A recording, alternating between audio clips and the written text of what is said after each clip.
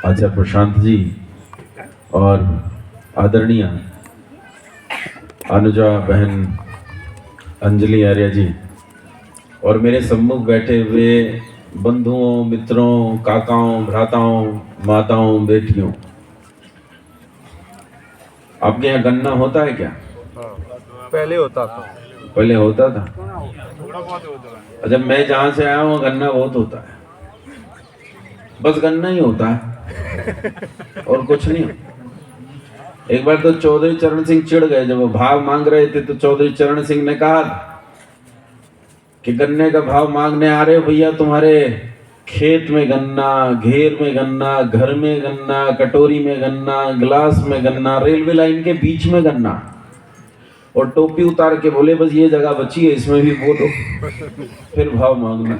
गन्ने का क्षेत्र है, लेकिन मैं गन्ने से बता ही रहा हूँ आपको कि आप 12 बजे से बैठे हो। अच्छा, कुछ लोग लेट आए होंगे तो 1 बजे तक आ गए होंगे, 3:30 बज गए। तुम्हारे यहाँ गन्ने का रस पिलाते हैं ना, तो गन्ने को मशीन में एक ओर से देते हैं, दूसरी ओर निकाल देते हैं, फिर उसे लाते हैं तो फिर मोड़ के दोबारा डालते हैं, फिर मोड़ के तीसरी बार डालते हैं।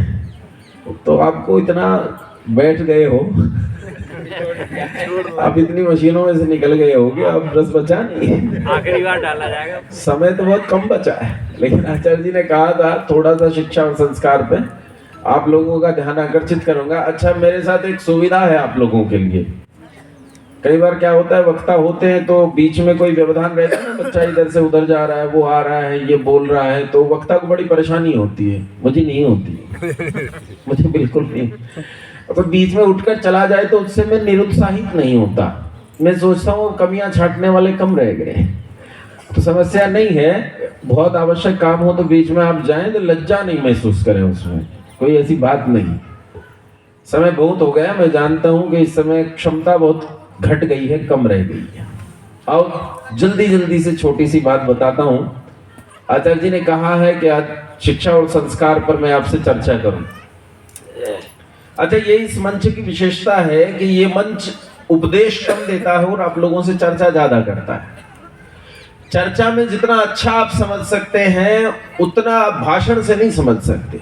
भाषण एक तरफा होता है और चर्चा 2 तरफा होती है, वो आपकी तरफ से भी होती है। तो मैं आपको भाषण नहीं दे रहा हूं, मैं भी आपसे चर्चा कर रहा हूं। हमारे यहाँ आजकल स्कूल होते हैं, विद्यालय होते हैं, और विद्यालयों में आपने 2-3 पंक्ति लिखी देखी होंगी, वहां लिखा रहता है शिक्षार्थ आइए सेवार्थ जाइए। शिक्षार्थ आइए और सेवार्थ जाइए। यानी विद्यालय में आपको क्या मिलने वाली है, किसके लिए जा रहे हैं हम? शिक्षा के लिए। किसके लिए जा रहे हैं? अरे बोलो, किसके लिए जा रहे हैं? और नाम क्या है? विद्यालय। आलय किसका है? विद्या का। और लेने क्या जा रहे हैं? बोले परचून की दुकान में लोहा खरीदने जा रहे हैं। दुकान परचून की है और हम उससे कह रहे हैं भैया 3 गाटर दे दे, तो वो कहेगा कि मैं गाटर कहां से दूं, मेरा तो लोहे का काम नहीं है। विद्यालय है और हम वहां शिक्षा लेने जा रहे हैं। अब सोचो, क्या शिक्षा और विद्या एक ही है या अलग अलग? सोचो, या एक से दूसरी निकल जाती, या दोनों में कोई संबंध नहीं है, या दोनों में गहरा संबंध है। विचार जरूर करना। 2 चीजें चलती हैं समाज में, एक शिक्षा और एक विद्या। विद्या किसे कहते हैं? एक बहुत बड़ा संगठन चलता है, पूरे देश में चलता है। उनके एक वर्ग में मैं गया। अच्छा, बहुत ज्यादा उम्र नहीं थी मेरी, बस बचपन से निकला ही था, टीनेज ही थी। ये मानो 17-18 साल पूरे हुए थे, 19 साल के आसपास रहा हूँगा तो वहां गया, और 7 दिन तक मैं उस वर्ग में बहुत कुछ सीखता रहा। और जब समाप्त हुआ तो उन्होंने 4-5 लोगों को चिन्हित किया, वो बहुत बढ़िया आयु के थे, लेकिन मुझे भी आश्चर्यजनक रूप से उसमें चिन्हित किया गया कि मंच से आकर आप कुछ कहो वर्ग के बारे में। मैंने कहा वर्ग तो बहुत बढ़िया था, लेकिन ये विद्या की बहुत बात होती रही, और 7 दिन में मुझे ये पता नहीं चला कि विद्या किसे कहते हैं। तो आप इतने सारे लोग हो, बड़ी बड़ी आयु के हो, 700-800 लोग बैठे हो, आप में से कोई तो बताओ मुझे विद्या किसे कहते हैं? मुझे नहीं पता चला, मैं तो बालक हूं, आपको तो पता चला होगा विद्या किसे कहते हैं। आप ताज्जुब करोगे, वो लोग 7 दिन तक इस पर चर्चा करते रहे, लेकिन 7 दिन के बाद जब मेरा ये प्रश्न उठा तो वो विद्या किसे कहते हैं मुझे नहीं बता पाए, उनमें से एक भी नहीं बता पाए। एक केंद्रीय सचिव थे कपिल प्रसाद द्विवेदी, वो मुझे जानते थे पहले से, तो वो संचालक को कह रहे हैं तूने इसे क्यों बुलाया, मुझसे पूछ लेता तो मैं इसका नाम काट देता। मैंने पूछा विद्या किसे कहते हैं, उनमें से एक नहीं बता पाया। लेकिन इससे ऊपर के ताज्जुब की बात ये सुनो कि उनमें से हर एक की जेब के ऊपर एक बैज लगा था जिस पर लिखा था सा विद्या या विमुक्त। हर एक के बैज पे लिखा था सा विद्या या विमुक्त। विद्या उसे कहते हैं जो आपको बंधनों से छुड़ा दे, जो आपको मुक्त कर दे, उसका नाम क्या है? विद्या। विद्या है। बात समझ में आई? और इस विद्या तक आपको जो कुछ लेकर जाता है, जो साधन लेकर जाता है, उस साधन का नाम शिक्षा है। साधन का नाम शिक्षा क्या है? साधन का नाम क्या है? शिक्षा है। शिक्षा आपको विद्या तक लेकर जाती है। शिक्षा साधन है और विद्या लक्ष्य। ये जो आजकल स्कूल कॉलेज खुले हुए हैं जिनमें कैट बैट बैट रैट पढ़ते रहते हो, हैं क्या अंग्रेजी में शिटर बिटर करते रहते ना बहुत, और हम समझते हैं बड़े भारी अंग्रेज हो गए, बड़ी भारी अंग्रेजी हम जान गए, हमसे बड़ी भारी अंग्रेजी जानते। गणित पढ़ते हैं tan theta is equal to sin theta upon cos theta, cot theta is equal to cos theta upon sin theta, sin theta is equal to 1 upon cos theta, cosec theta is equal to 1 upon sin theta. ये नहीं पता चलता sin theta किसकी मां और cos theta किसका बाप, tan theta कहां से और cot थीटा किधर को चला। जीवन भर पढ़ते हैं कि इतने न्यूटन बल और इतने जूल ऊर्जा, लेकिन दरवाजे पर कितने न्यूटन बल लगाकर कितने जूल ऊर्जा उत्पन्न हुई, जिससे कौन सा कौन घूम के दरवाजा खुला है, ये जीवन भर वो कैटमेट पढ़ने वाला जान नहीं पाता। ये शिक्षा हम पढ़ रहे हैं स्कूल में। इसी शिक्षा को अंग्रेजी में क्या कहते हैं? एजुकेशन। अरे तो सारे कैटरेट वाले हो, अभी तो आचार्य जी कह रहे थे सारे कैटमेट वाले, बताओ तो शिक्षा को अंग्रेजी में क्या कहते हैं? पता तो है सबको? एजुकेशन। EDUCATION। क्या बोलो? एजुकेशन। बोलो तो एजुकेशन। EDUCATION। ये एजुकेशन है क्या एडुकेशन? एडुकेशन। तुम तो एजुकेशन बोल रहे हो।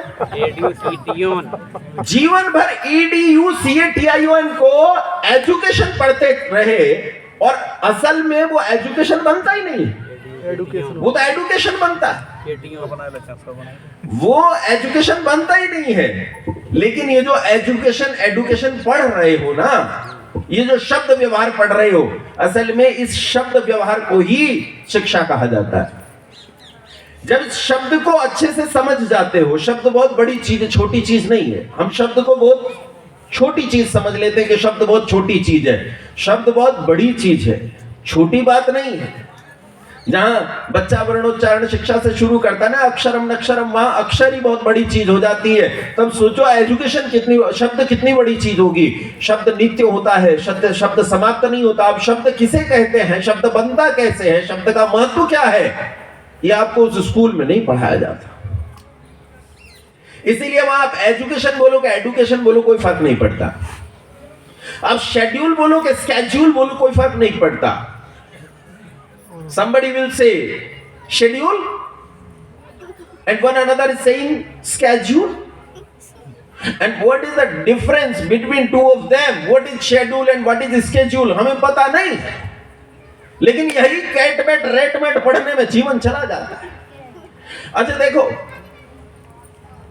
आचार्य जी संस्कृत बोल रहे हैं, मैं संस्कृत बोलूं तो आपको लगता है बेचारा जंगल से आया, पत्ते बांध के झिंगे लाला करता।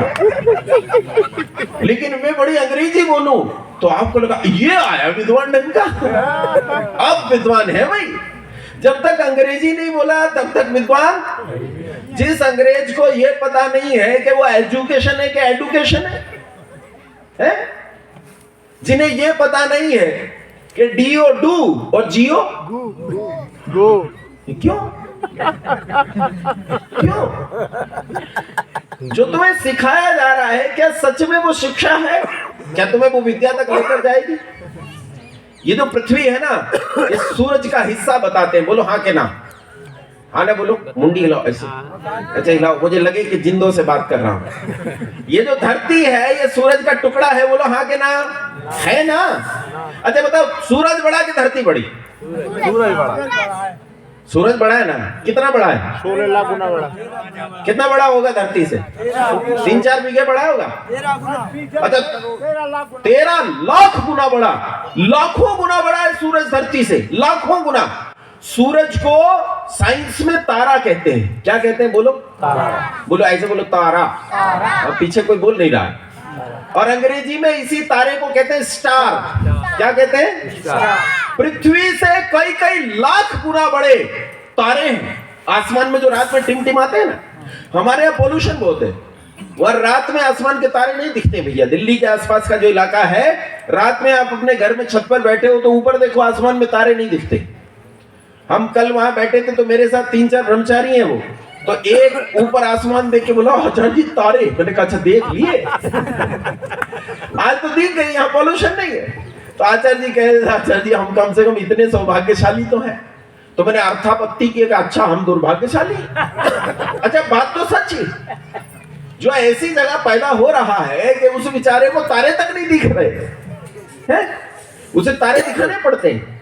वो सरकारें दिखाती हैं, दिन में दिखा देती दिखा देती नहीं। दिन में तारे तुम्हें सरकार दिखा पाती तो उसके लिए प्रबंध कर रखा है। 40 करोड़ दूसरे भाई बुला रखे हैं, जालीदार टोपी वाले, बिना मूछ की दाढ़ी वाले, तुम्हें दिन में तारे दिखा रहे हैं। तारे वैसे देख ले तो, लेकिन जो तारे आसमान में, अजय बताओ, सूरज से भी बड़े तारे हैं कि नहीं आसमान में? है कोई तारा ऐसा है जो धरती से छोटा है? एक भी नहीं। पृथ्वी से लाखों गुना बड़े। और आपके बच्चों को स्कूल में सिखाया जाता है ट्विंकल ट्विंकल लिटिल स्टार। ये रट रखा है, ट्विंकल ट्विंकल लिटिल स्टार, छोटे छोटे तारे। अच्छा बताओ, सही पढ़ा रहे हैं कि गलत पढ़ा रहे हैं? गलत पढ़ा रहे हैं, लेकिन आप खुश होते हो।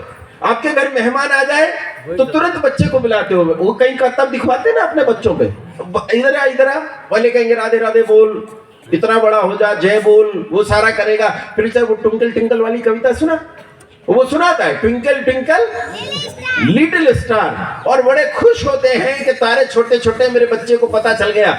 और कमाल की बात यह है, अगर हमारे जैसे का कोई बच्चा स्कूल में चला जाए जो घर पे पढ़ के गया तारे बहुत बड़े हैं, और वो वहां जाके नो कहना चाहे तो वहां नो नहीं कह सकता। स्कूल में यहाँ प्रतिबंध है कि वो नो कह ही नहीं सकता, क्योंकि वहां एक दूसरी कविता सिखाई जाती है उसे, Johnny Johnny yes papa.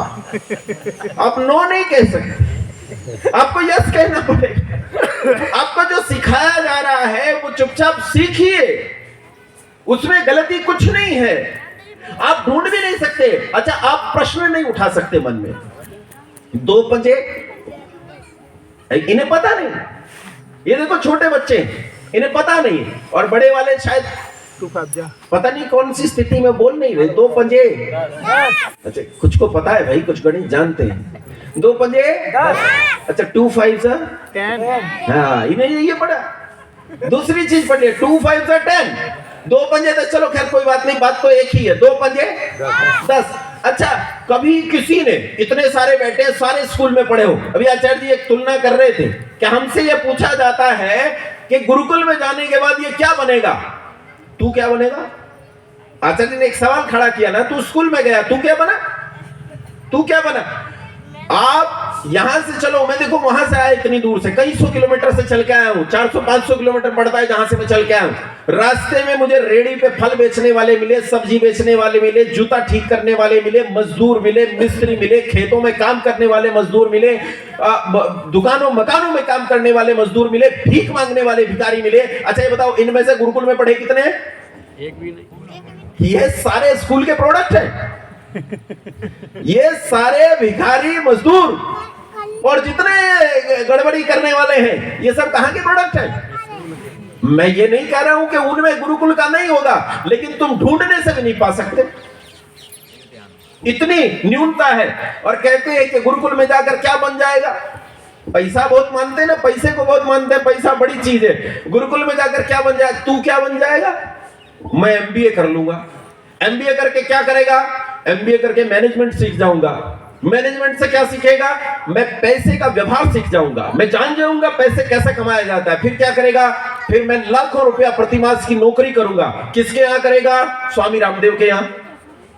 Swami Ramdev कहां पढ़ के आया? कहां एमबीए किया उसने? कहीं किया एमबीए?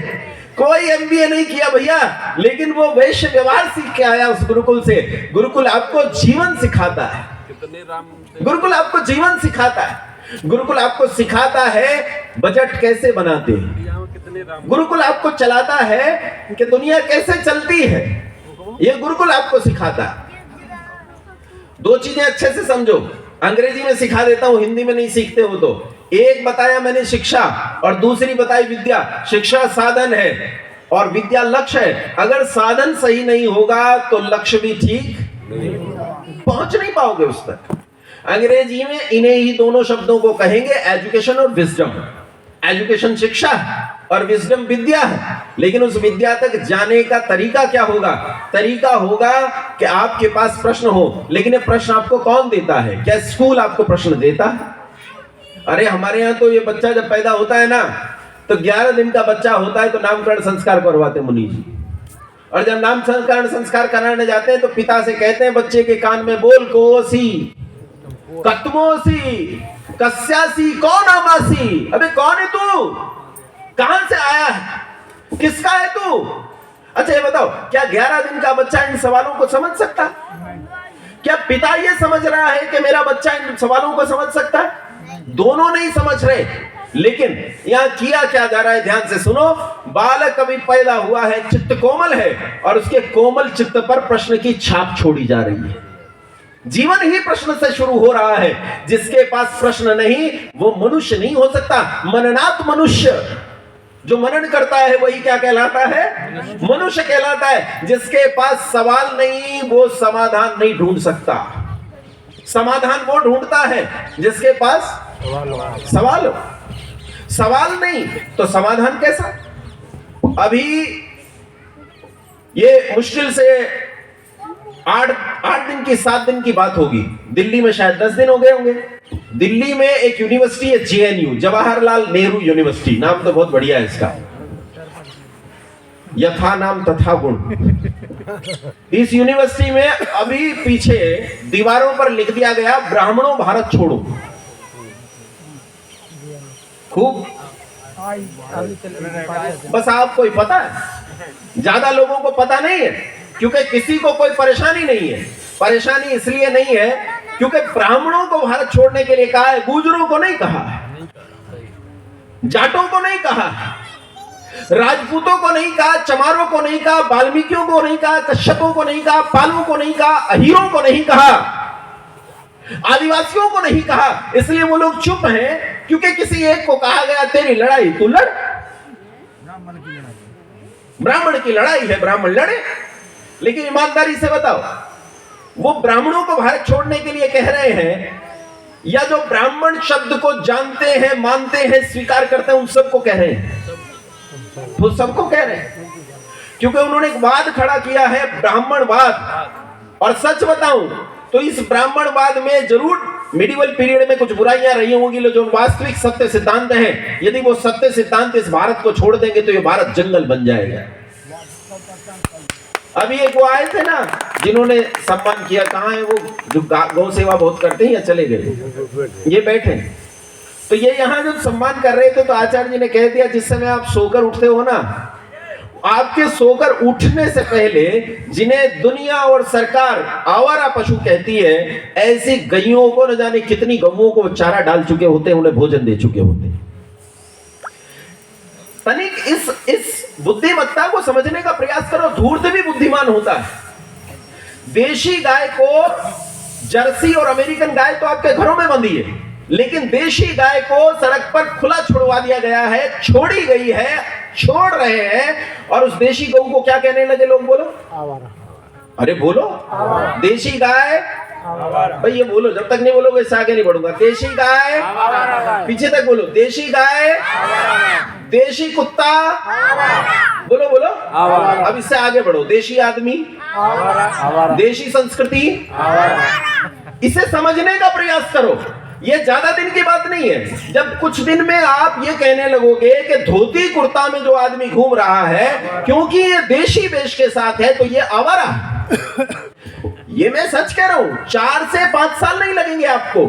देशी गाय कितने दिन में आवारा गाय में बदल गई?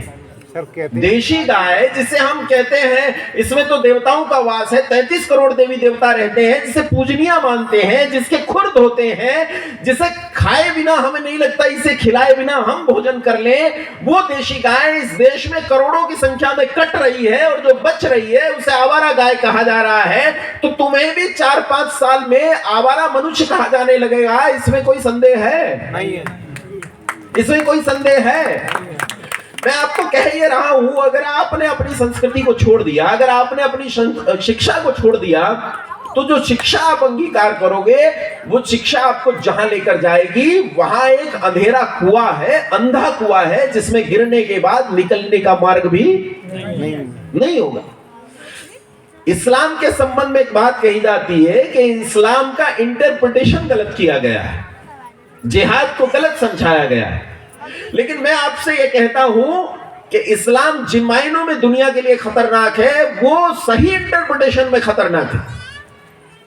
इस्लाम एक एजुकेशन है भाई। कोई ये बालक जो पैदा हुआ है ये हिंदू मुसलमान पैदा नहीं होता। व्यक्ति को हिंदू या मुसलमान, ईसाई या सिख उसका विचार बनाता है। बोलो हाँ के ना? हाँ। ऐसे करते नहीं लाओ पीछे तक, सब जिंदा है ना? कुछ तो अभी नहीं हिली, यूं बैठी है। मुझे लगता है कि ज्यादा सुनने से शायद सुन्न हो गई है, तो सुन्न ज्यादा लिया तो मुसलमान सुन्नी हो जाता है सुन के। उसने जब मोहम्मद की बातें सुनी तो सुन के मुसलमान सुन्नी हो गया, हमारे वाले सुन्न हो गए। इस्लाम एक विचार है। कुरान क्या है बोलो? विचार। वेद क्या है? विचार है ना। बाइबल क्या है? विचार है। मनुष्य वो होता है जो उसका विचार होता है। अच्छा एक बात बताओ, सिपाही भी बंदूक चलाना जानता है और आतंकवादी भी बंदूक चलाना जानता है। आतंकवादी भी लोगों को मार देता है और सिपाही भी लोगों को मार देता है। दोनों हत्याएं करते हैं, ये भी हत्या करता है और ये भी हत्या करता है, दोनों हत्या करनी जानते हैं। अच्छा ये बताओ, सिपाही साहसी होता है कि नहीं? होता है ना। पर ये बताओ, क्या आतंकवादी साहसी नहीं होता? अरे वो तो उससे आगे भी कर जाता, कई बार तो साहसी हो जाता है ना। अंतर क्या है दोनों में? अंतर है विचार का। सिपाही को यह पता है कि गोली किस पर चलानी है और किस पर। आतंकवादी को यह पता नहीं है कि गोली किस पर चलानी है और किस पर। अजमल कसाब नाम का 17 साल का एक लड़का बंबई के एक एयरपोर्ट पर उतरा और उतरते ही AK-47 उठाकर उसने धड़ धड़ करके गोलियां चला दी। 166 लोगों को मार डाला। किसी ने पूछा तूने इन पर गोलियां चलाई तो क्यों? कहा इस्लाम खतरे में। किन से खतरे में? एक मुस्लिम महिला की गोद में 6 साल का दुधमुहा बच्चा मर गया, उससे इस्लाम खतरे में था। 1.5 साल की एक मुसलमान की लड़की, उन्हें 166 लोगों में मारी गई, इससे इस्लाम खतरे में था। मैं आपको कह ये रहा हूं कि व्यक्ति जो कुछ है वो उसके विचार से होता है और विचार उसके भीतर शिक्षा रखती है। क्या रखती है? शिक्षा। और जो इस समय शिक्षा पढ़ रहे हो ना, ये बात मेरी ध्यान से सुनना मत आओ पीछे तक, तुम्हारे लिए विशेष है। क्योंकि बिस्मिल तुम्हारी कोख से पैदा होता है, आजाद तुम्हारी कोख से पैदा होता है, राम भी तुम्हारी कोख से पैदा होता है। इन्हें परमात्मा ने वो सामर्थ्य नहीं दी कि ये राम को जन सके, ये कृष्ण को जन सके। वो जनने का काम तुम करते हो, इसलिए ध्यान से सुनना। ये जो एजुकेशन है, जिस एजुकेशन को हम पढ़ रहे हैं, जिसका हमें यही पता नहीं है एजुकेशन एक एजुकेशन है। ये एजुकेशन जो कुछ हम पढ़ रहे हैं ये डिजाइन की गई है। किसके द्वारा? ये उनके द्वारा डिजाइन की गई है जो इस देश पर गुलाम बनाने आए थे। अच्छा, गुलाम बनाने वाला शासक और किसी देश में जाकर किसी को गुलाम बनाएगा और फिर उन्हें शिक्षा देगा, तो शिक्षा कैसी देगा? वो गुलाम बने रहे ये शिक्षा देगा या वो शासक बन जाए ये शिक्षा देगा? गुलाम बने रहे ये शिक्षा देगा। और शिक्षा यही बनी जो 1835 का एजुकेशन था वही आज चल रहा है। और ये समझ लेना, जो NEP 2020 आया, नेशनल एजुकेशन पॉलिसी 2020, ये वही है, कोई फर्क नहीं। ये वही एजुकेशन है जो एजुकेशन मैकाले ने 1835 में बनाया। ताज्जुब की बात तो यह है, आपके देश में इस समय जो इंडियन पिनल कोड चलता है, जिसे आप भारतीय संविधान कहते हो, किसने बनाया था?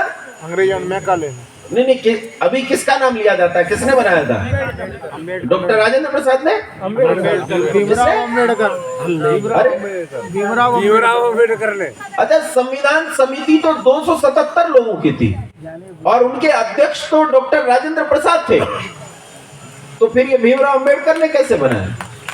नहीं, मैं विरोध में नहीं हूं, इस बात को समझने का प्रयास करो। डॉक्टर भीमराव अम्बेडकर इन्हीं 277 लोगों में थे जिन्होंने संविधान बनाया। तो डॉक्टर भीमराव अम्बेडकर ने संविधान बनाया, लेकिन क्या डॉक्टर राजेंद्र प्रसाद ने नहीं बनाया? बताओ भाई। संविधान इन 277 लोगों ने भी नहीं बनाया। संविधान तो बनाया उन 50 करोड़ लोगों ने जिन्होंने इन 277 लोगों को चुनकर इस संविधान सभा में भेजा था। लेकिन जिन डॉक्टर भीमराव अंबेडकर या डॉक्टर राजेंद्र प्रसाद या 277 लोगों को कहा जाता है कि इन्होंने संविधान बनाया, इन्होंने भी नहीं बनाया। यह 1860 में उसी लॉर्ड मैकाले ने बनाया था। ये वही संविधान है, वही आईपीसी है, वही इंडियन पिनल कोड है और आज भी चल रहा है। आप उसमें उठाकर पढ़ो, कंपनी एक्ट 1860, इसका क्या मतलब है?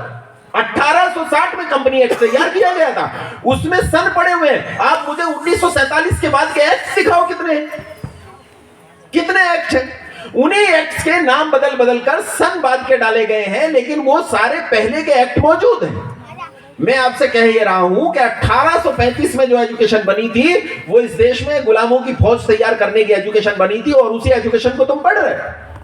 और तब हमारा बच्चा उस स्कूल में जाकर पढ़ता है ट्विंकल ट्विंकल लिटिल स्टार। देखो कैसे रटे बैठे, देखो गुलाम बनने की तकनीक कैसे तैयार की जा रही है। या आखिरी बात समझा रहा हूं, इस बात को अच्छे से समझ लेना। स्कूल में जो शिक्षा दी जा रही है उससे गुलाम तैयार हो रहा है। वहां पढ़ाया जाता है who has seen the wind, neither I nor you, but when the leaves are trembling the wind is passing through। कहते हैं who has seen the wind, किसने हवा को देखा? neither I nor you, ना मैंने देखा है ना तुमने देखा। पर कहते हैं पर when the leaves are trembling, जब पत्तियां खड़खड़ाती हैं, हिलती हैं, the wind is passing through, तो हवा उनके बीच में से गुजर रही है। लेकिन आपके गुरुकुल में जब बालक को पढ़ाया जाता है तो वहां कहा जाता है कि देखने के कई आयाम हैं, कई तरीके हैं। रूप को किससे देखते हो? बोलो भाई। लेकिन स्वाद को किससे देखोगे? जीभ से। शब्द को किससे देखोगे? कान से। और स्पर्श को किससे देखोगे? बताओ, who has seen the wind? त्वचा ने देखा। आपने नहीं देखा हवा को?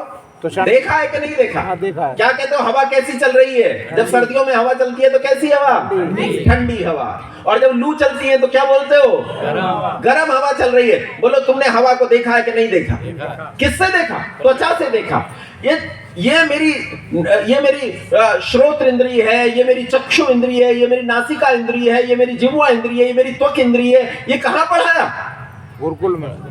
ये स्कूल में नहीं पढ़ाया। स्कूल में तो बता दिया who has seen the wind, neither I nor you, न मैंने देखा न तुमने देखा। किसी ने हवा को नहीं देखा। लेकिन गुरुकुल में सिखाया जाता है, बेटा हवा को मैं भी देख सकता हूं और तू भी देख सकता है। अरे गुरुकुल में विश्लेषण करते करते वो देख लिया जाता है जिसे देखने के लिए लोग कई जन्म खपा देते। इसलिए बंधुओं, मैं ये तो नहीं कहता कि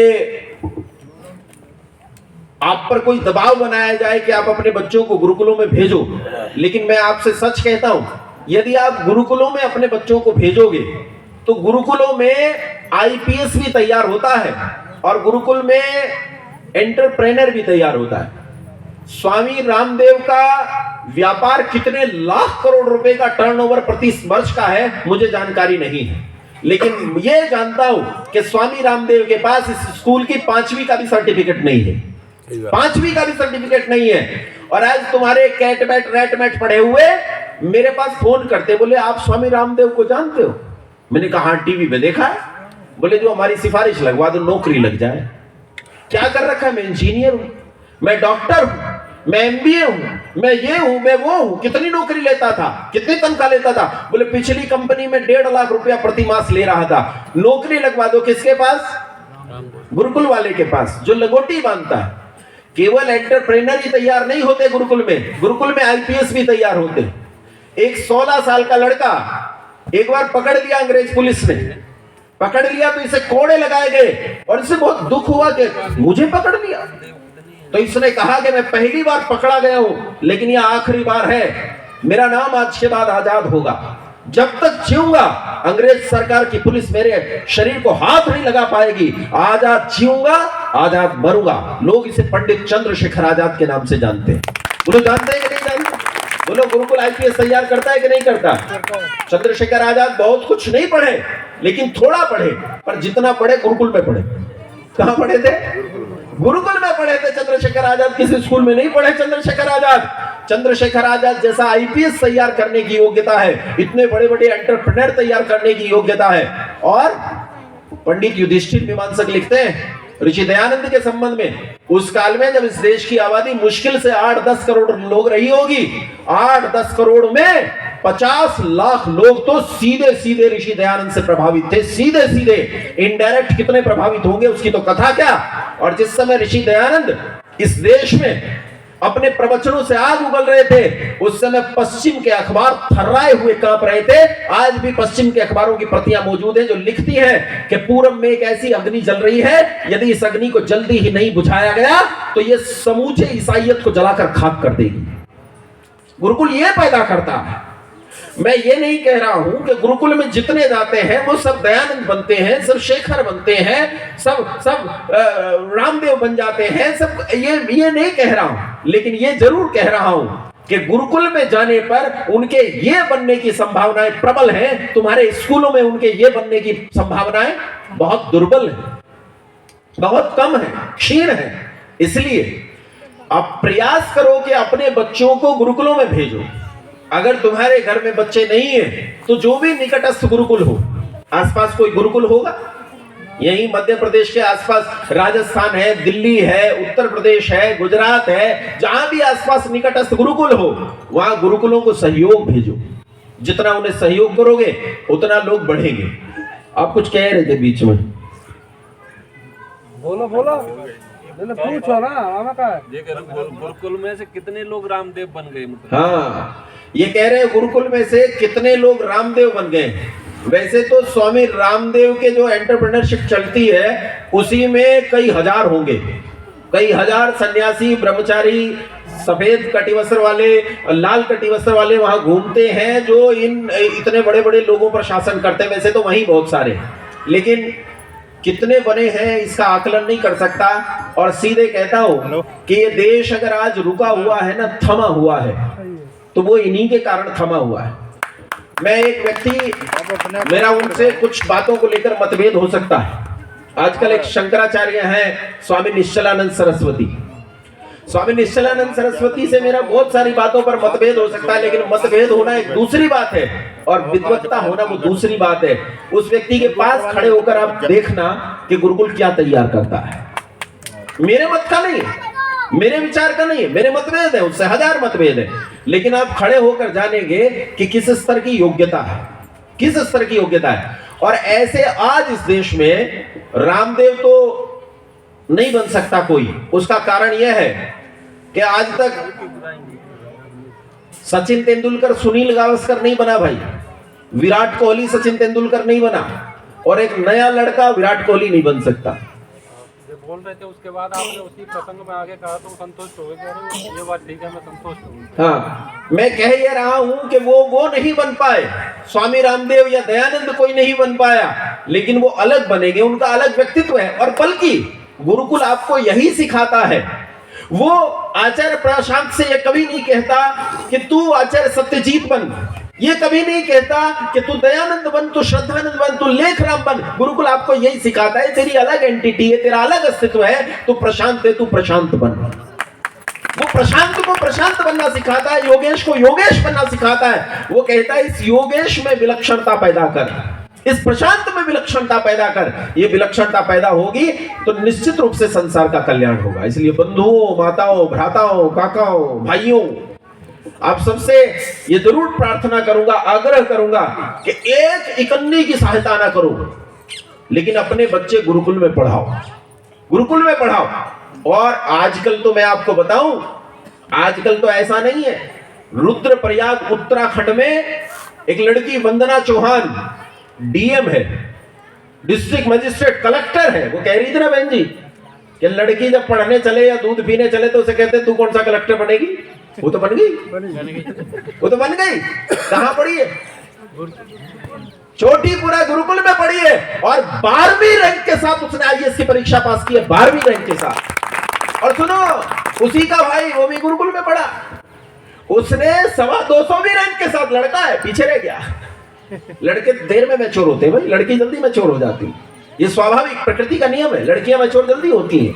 वो 200वीं रैंक के साथ आईएएस की परीक्षा पास की और ऐसे आईएएस पीसीएस अब गुरुकुलों से कतार लगाकर निकल रहे हैं। हमने कभी तो इस तरफ सोचा ही नहीं था, अब सोच रहे हैं तो निकल रहे हैं। तो इसलिए मैं ये कहता हूं, एक ही कन्नी का सहयोग करो या ना करो, वो तो हम कर लेंगे, हमें भीख मांगनी बहुत बढ़िया आती है।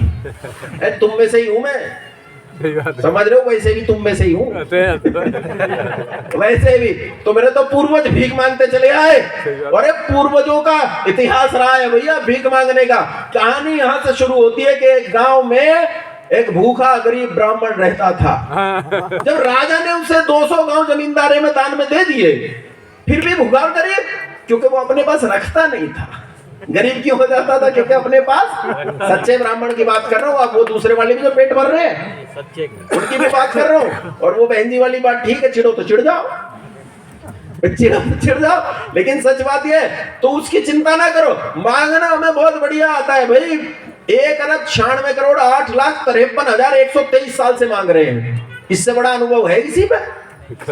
तो मांगने की चिंता नहीं है, लेकिन तुम अपना विचार बदलो कि तुम्हारी शिक्षा कहां है, कहां स्थापित है, और कैसे तुम उस शिक्षा को साधन बनाकर विद्या तक पहुंच सकते हो। बहुत धन्यवाद, सभी को प्रणाम।